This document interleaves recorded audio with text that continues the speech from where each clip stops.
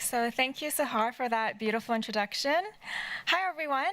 My name is Jenny, and before diving in, I wanted to ask all of you in the audience to raise your hands if you consider yourself a foodie, whether you're an amateur cook, if you love exploring restaurants.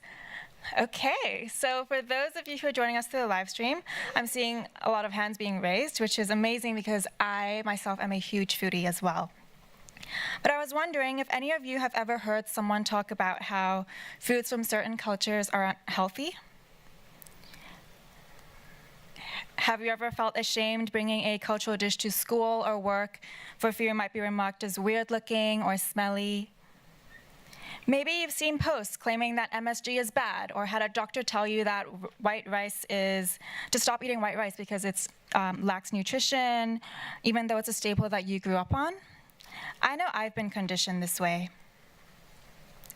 Growing up in Hong Kong, I always found solace in my mother's nourishing Chinese soups. But when COVID hit New York, I was living here alone, and my anxiety grew until it manifested as an endless list of debilitating physical symptoms.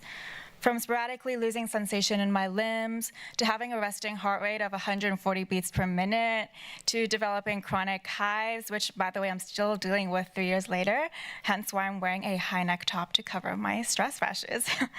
Eventually, my visa expired and I returned home, a place where mental health remains a taboo topic today. I spent a year going on weekly visits to different forms of therapy, yet the only constant relief for me was the familiarity of my cultural cuisine.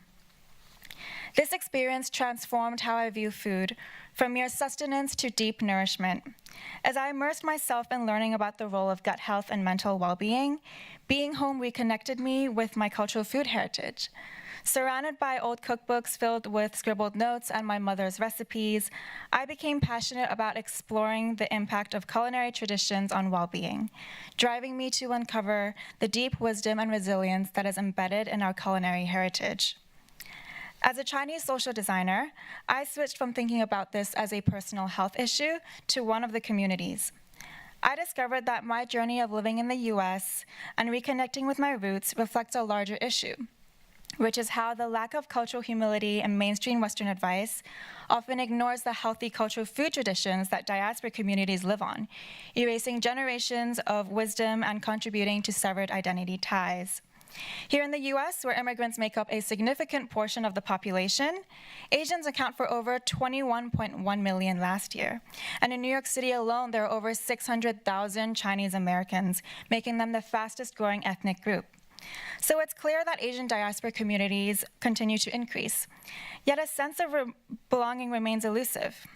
Asian Americans still don't feel that they truly belong here, citing discrimination, a continued rise in anti-Asian hate crimes, and lingering stereotypes. So I surveyed Chinese diaspora members online, which revealed a strong connection between cultural foods and identity.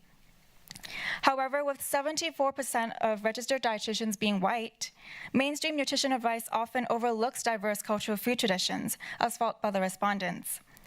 The media's focus on the Mediterranean diet, or kale as the queen of greens, underscores this lack of representation for cultural produce and traditional dishes in the definitions of healthy food.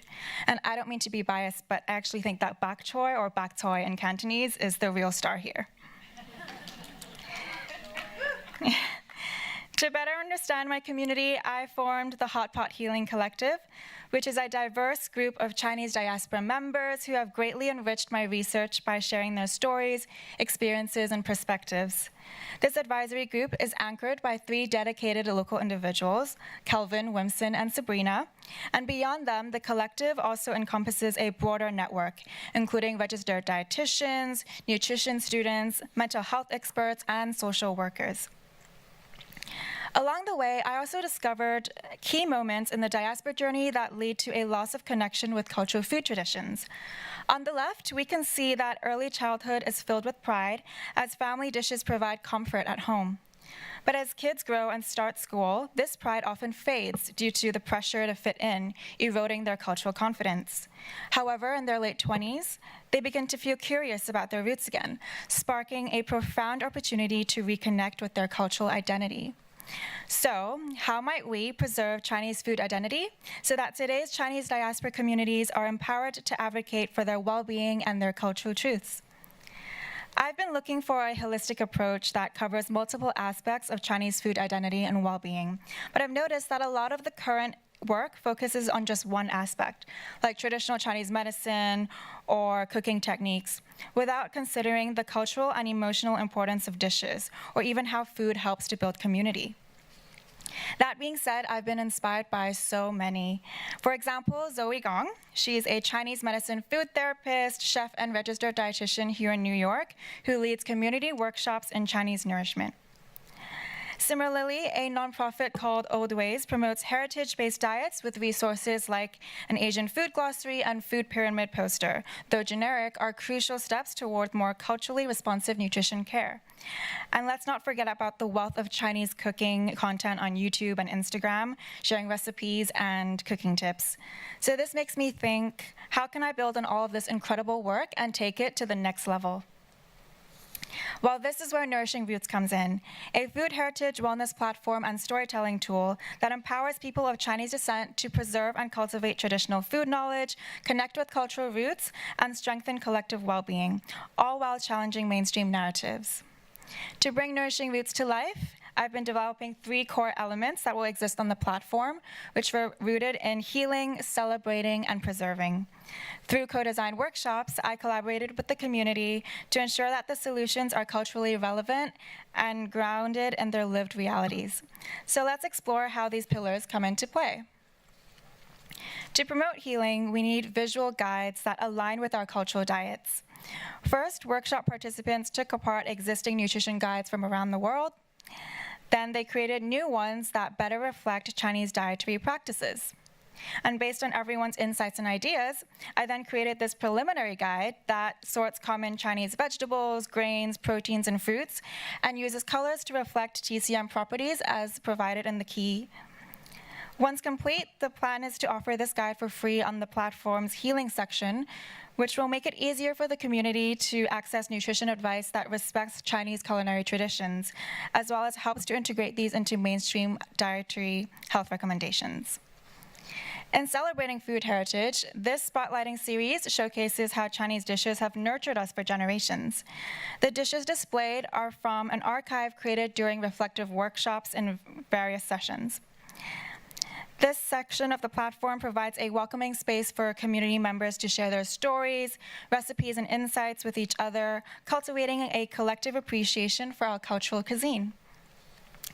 And in preserving food heritage, I've learned that many cherish the moments of connection and learning in the kitchen. My pawpaw, or my grandmother, was the cornerstone of our family's culinary traditions.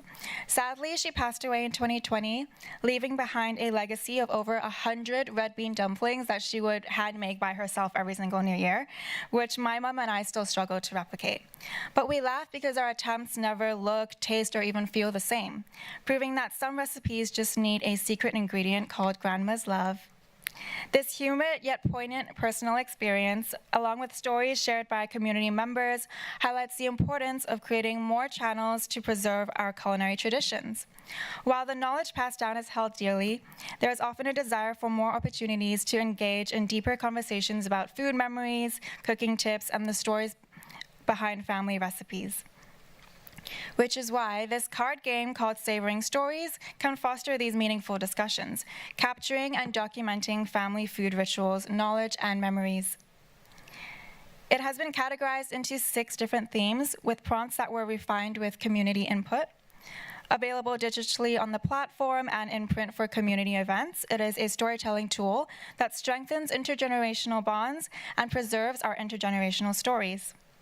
So you might be thinking, what's next? Moving forward, I am dedicated to refining and expanding Nourishing Roots through community collaboration. Short-term goals include growing our core team, forming partnerships with organizations and educational institutions, and enhancing the platform's features for an official launch. And in the long term, I envision broadening the platform to support other cultural communities. Ultimately, Nourishing Roots is a movement to reclaim and celebrate the power of our cultural food heritage. And with that, I hope you will join me to embrace the nourishing wisdom of our roots and create a world where all cultures can thrive. This project would not exist without the Chinese diaspora community members who generously share their voices and stories, for whom I am deeply grateful. And thank you also to the DSI faculty and my inspiring cohort for their unwavering support. And now I invite my fiercely courageous classmate and friend, Hua Young, onto the stage. Thank you.